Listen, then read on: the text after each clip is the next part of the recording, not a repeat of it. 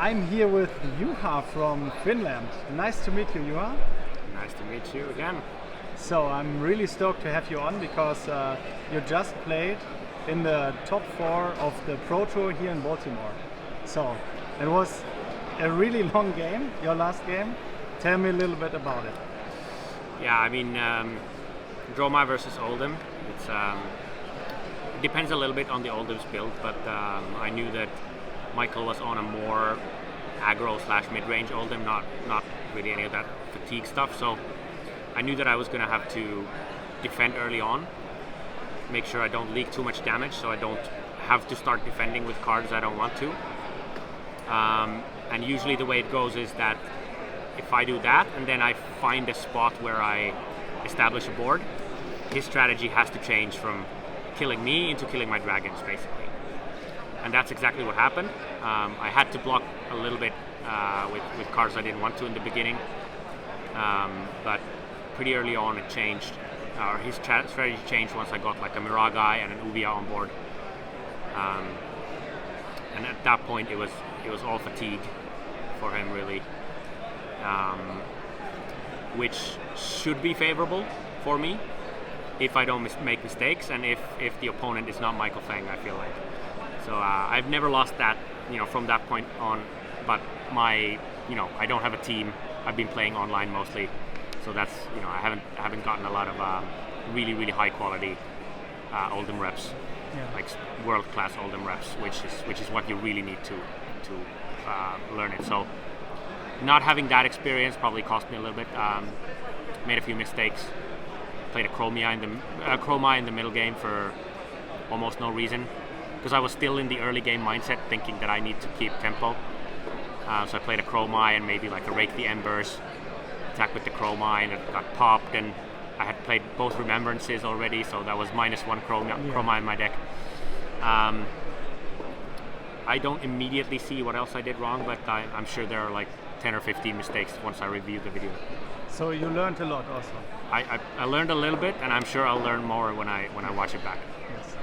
And I want to touch a little bit on Finland, because maybe you can let the watchers get to know a little bit about Flesh and Blood in Finland. Flesh and Blood in Finland, it's a fantastic scene. We have active scenes in many cities. Around the Helsinki area there's a big scene, and around in the middle of the country there's a city called Jyväskylä, which is a fantastic scene as well. So shout out to all the Jyväskylä folks, War Command. It's a great scene. It's a lot of positive people, lots of good memes, and lots of very, very strong players. So I'm definitely not the only one you'll be hearing about. Right. And how long did you play Flesh and Blood? Since mid 2021. Yeah. So you started around Monarch and the RTN. When I heard about the RTN season, I had played like one cottage trip a little bit, but that was 6 months earlier. But then I heard about the RTN season and the nationals coming. I decided to get serious about it. And being the tryhard that I am, I got off on Chain. First, I bought the Chain cards because I saw I was doing well. Had a lot of success with Chain. Then I was a Briar player, hit that wave. A Fi player when Fi got released. So I'm really an aggro player at heart. I like to be proactive. Dromai is kind of new to me. I played a little bit of Prism before, but not very competitively. So Dromai is a completely different mentality, which means that I've had to kind of relearn a lot of it over the past 6 months that I've played it. It's also one that requires a lot more reps than Fi or Briar or Chain. Well, Chain was a little bit difficult at point, but Dromai is complex. Yeah. So I want to touch on Mara for a second, because she's also playing Dromai. Yes. And you have a little bit of a different build. So let us know a rough state of your build before we actually jump into the deck profile. Yeah, so Mara's obviously playing the red line, Empress as she calls it, with all sorts of crazy tech.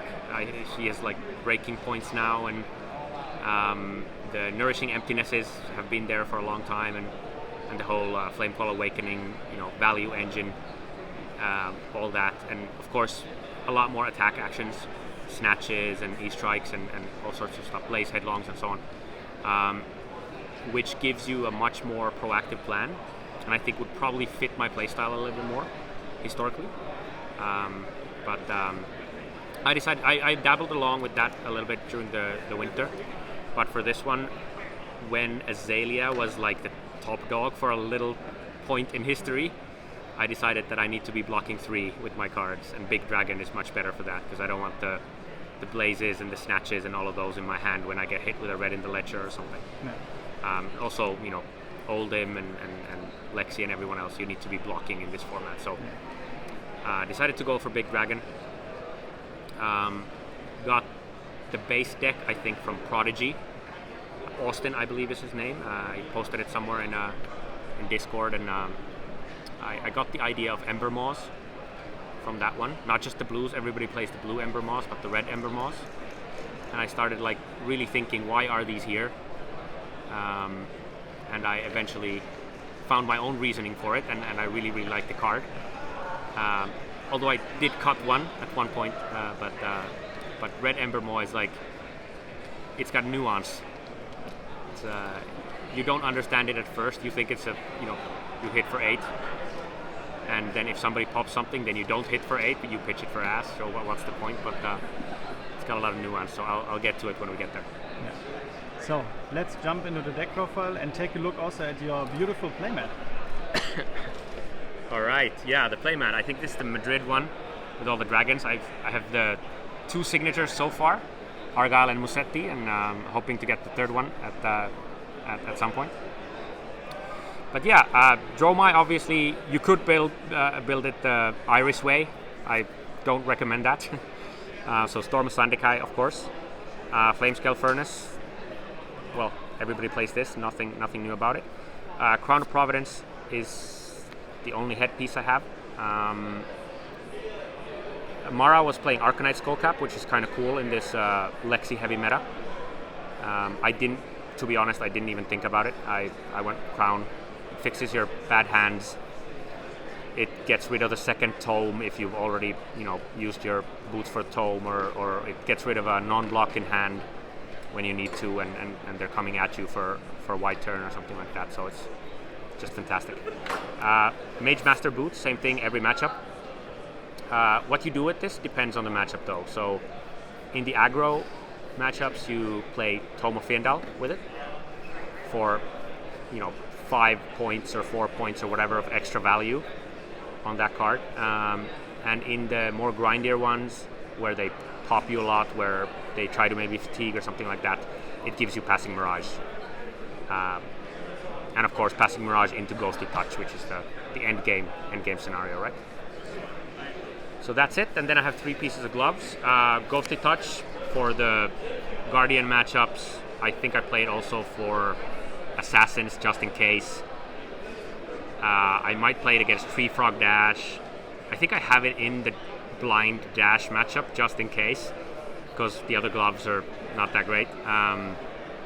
Null Room gloves for the, Icelander, Kano, and Viserai, really. And then for everything else, for all the aggros, for all the rangers, you play Seeker's Mitts.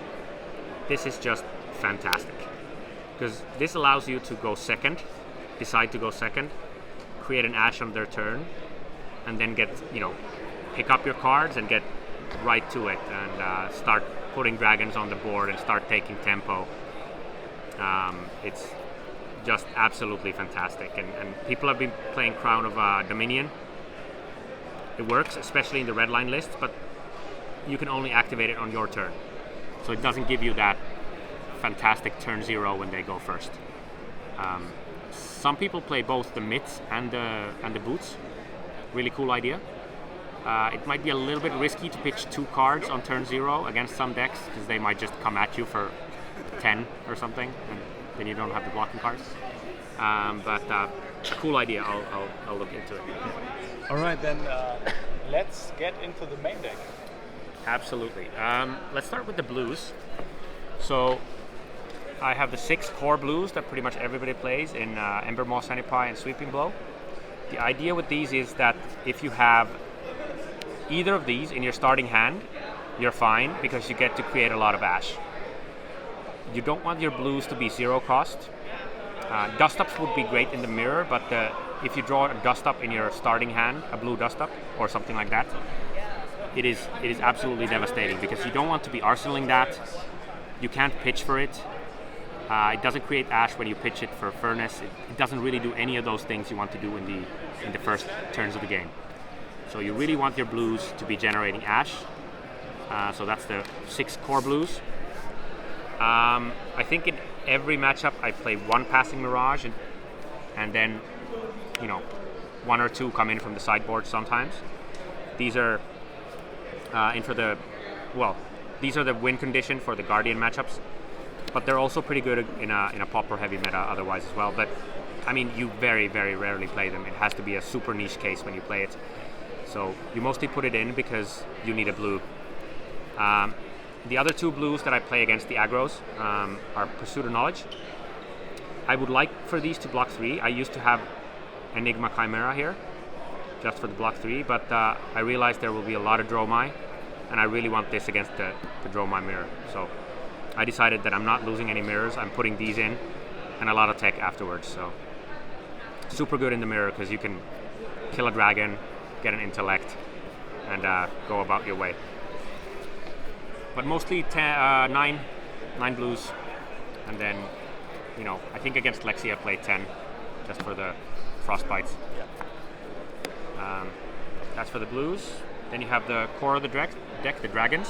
The dragons. I play Tomaltai and Dominia in every matchup. Not sure it's correct, to be honest. You very rarely cast Tomaltai, but against most decks it's super powerful when you get to do it.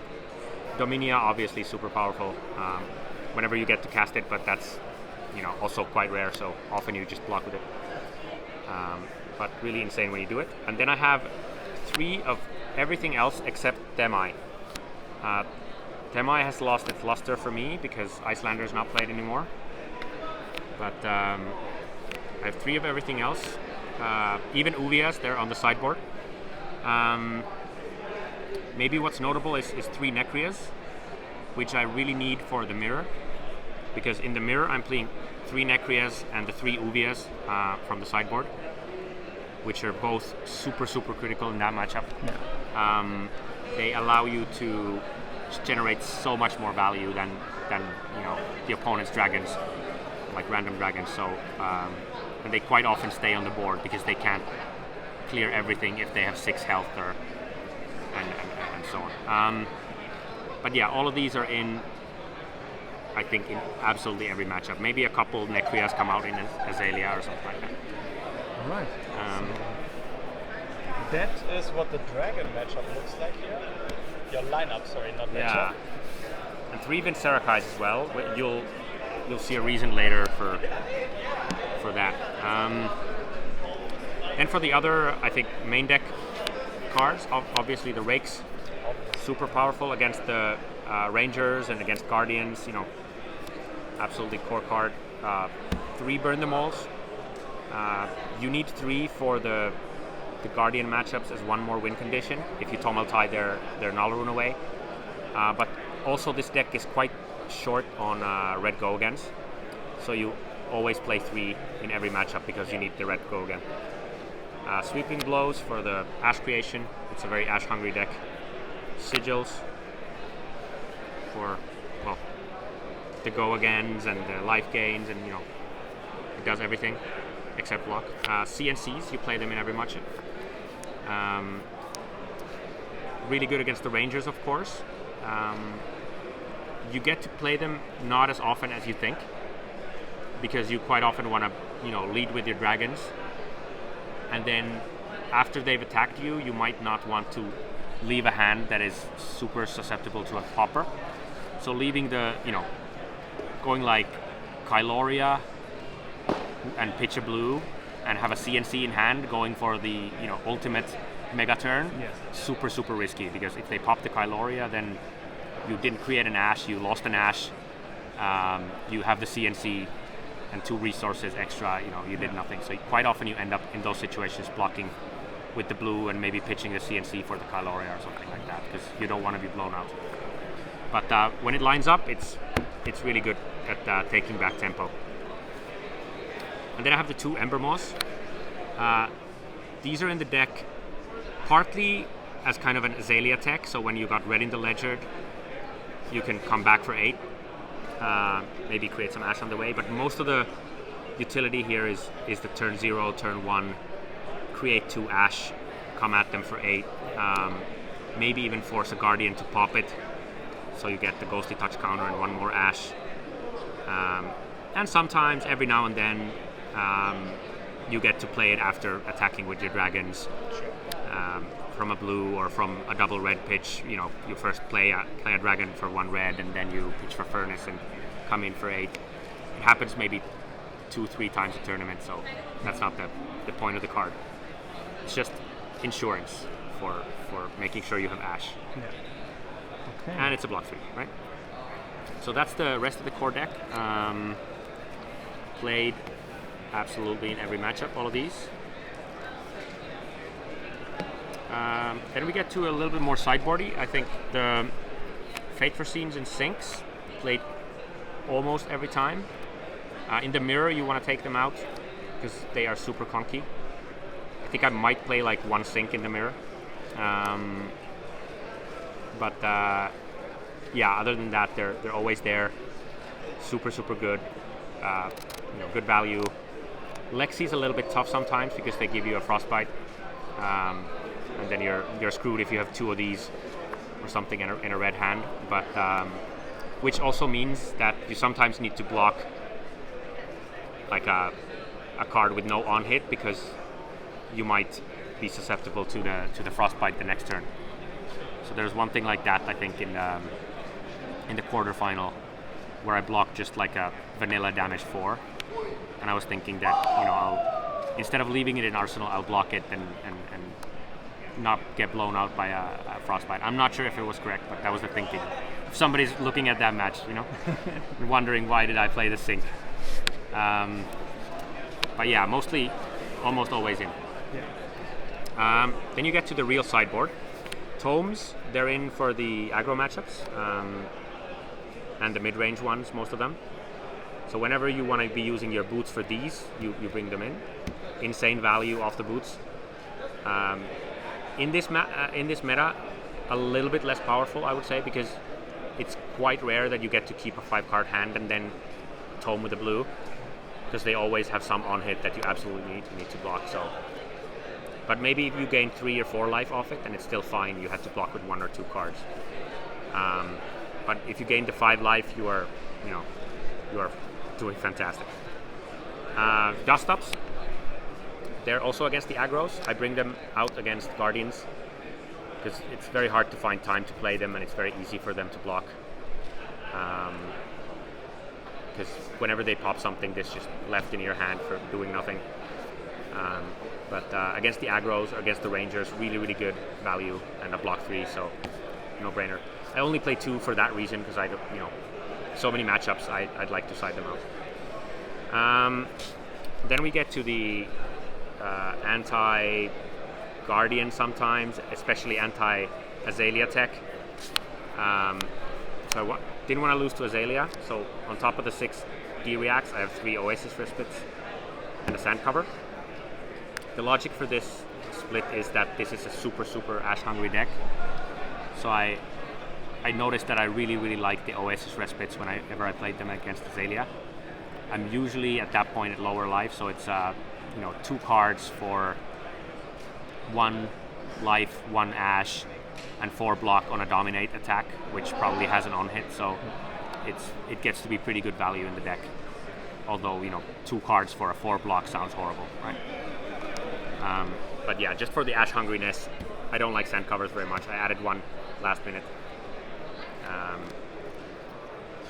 Also good when the Oldhim tries to aggro you really hard. You want to be having these, but now having played the matchup a few more times, I might want to side some of these out against Oldhim because their aggro plan only lasts for 5 or 6 turns, and then they need to pivot, and at that point your deck is full of D-Reacts and Oasis Respites, and that really bites you. Yes.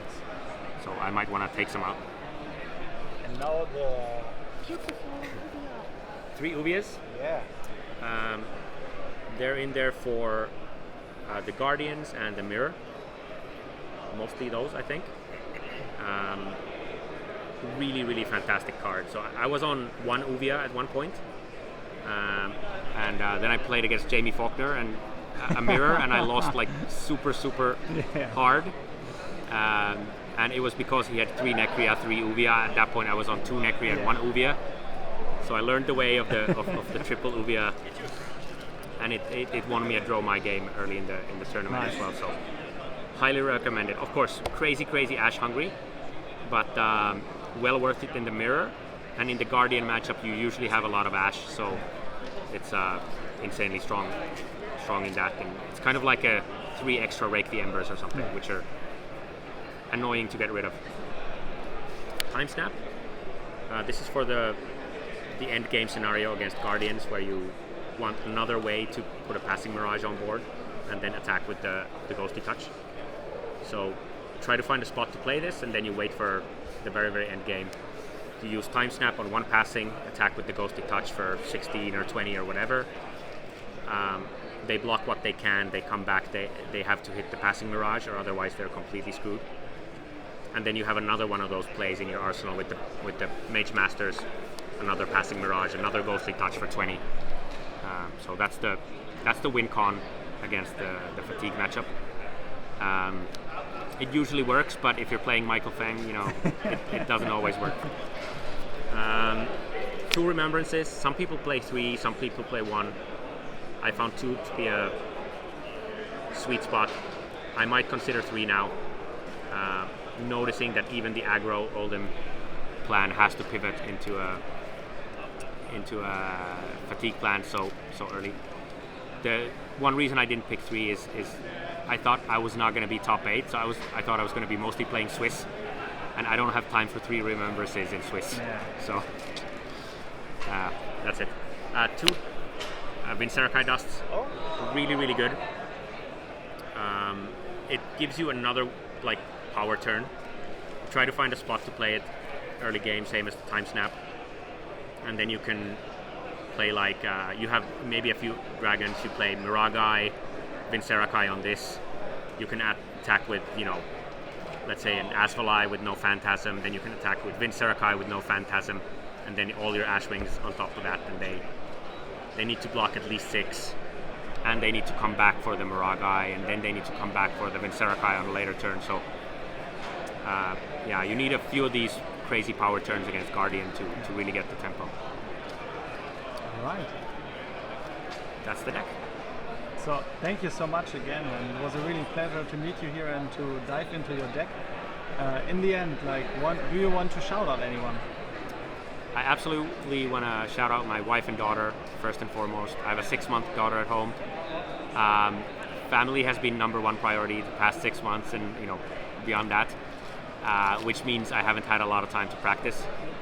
But my wife has been absolutely fantastic about it. So I've tried to find a 30-minute slot here and there to get a Talishar game in or something like that, and it clearly paid off. Even though it was Talishar, even though it was random opponents, keep on grinding. It can get you pretty far.